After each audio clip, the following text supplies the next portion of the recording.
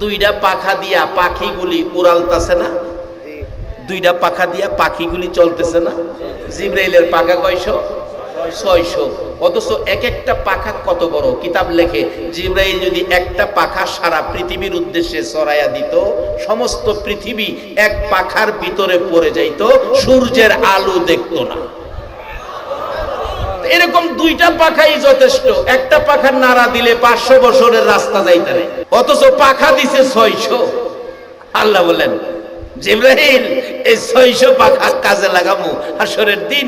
আমার নবী দোজাহারের জামাই যখন যাত্রী লইয়া ফুলসিরাতের গুরিত গিয়া নবী যখন চোখের পানি ছেড়ে উম্মতের মায়ায় চিৎকার মারবে, তোর 600 নূরের পাখা ফুলসিরাতের ফুলের উপর বিছায়া দিবে।